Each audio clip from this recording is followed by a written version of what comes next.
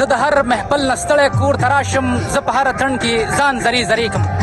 سلام جوړ په خیر درنو پښتنو افغانانو، ستړي مه شئ. زه سیام خان یو وار بیا د یوې بلې ځانګړې خپرونې ډالۍ په لاس د ولي خان پوهنتون څخه ستاسې په درانه چوپړ کې یم. لومړی خو دا چې ډېر وبښئ که غږ تګ درځي، شاته هلکان لګیا دي، محصلین لګیا دي او نڅاګانې کوي.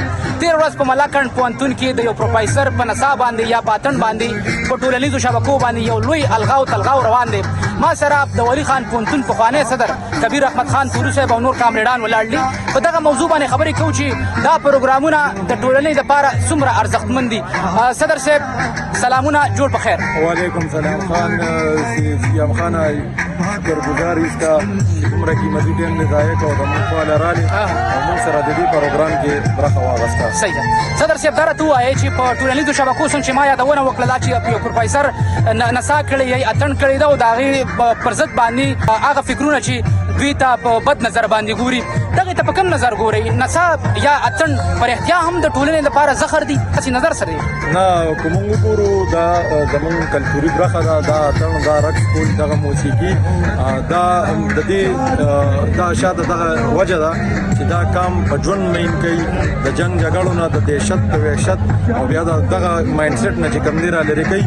نو موږ پښتون سټوډنټ فیډریشن ولي خان پوهنتون چې تاسو وینئ نن، موږ د دې نه دا ښکاره موقف ورکوو او د دې نه دا بیانیه جاري کوو چې ټول کام ته چې موږ د امن خلک یو، د مینې خلک یو، موږ د خپلواکۍ خلک یو، موږ د دغه سوچونو د فکرونو او چې کوم دلته کې دهشت او د وحشت سوچونه او فکرونه یوټیلایز کوي، موږ د هغې مخالفت. سمه ده.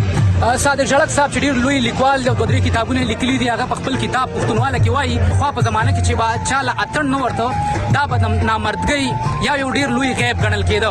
اتڼ زمونږ د قام هغه برخه ده، هغه شی دی. زه فکر کوم چې د قام نه جغرافیه، ژبه، دود، دستور واخلي نو قام هېڅ پاتې نه شي. صدر صاحب په تلو تلو کې که تاسې ټول کومه خبره کول غواړئ نو مهرباني وکړئ. موږ وایو پښتون سټوډنټ فیډریشن ښکاره موقف زموږ د پښتون سټوډنټ فیډریشن صدر د ملاکنډ پوهنتون هغه مو ته دا ښکاره موقف ورکړی چې دغه شان پروګرامونه اتڼونه دا به کېږي او چې په چا کې زوري را دي شي بند نه کړي.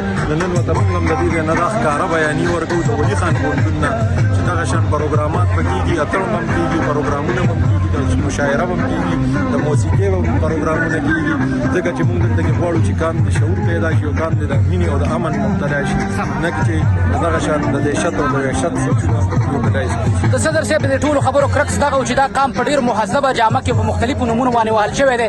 نوره اجازه نه ورکوو چې دا قام ووهل شي. هر څوک په خپل ذات کې آزاد دی، که څوک نڅا کوي، که څوک کیسې کوي، باید اجازه ورکړل شي. دغه ترهګر سوچونه باید ټولنې ته نور ور انجکټ نه کړلی شي. ودان چیرې چې میاست دا مرکه د ولي خان پوهنتون څخه پای ته رسي، چیرې چې میاست خوشحاله سوکاله اوسئ. کور مو ودان.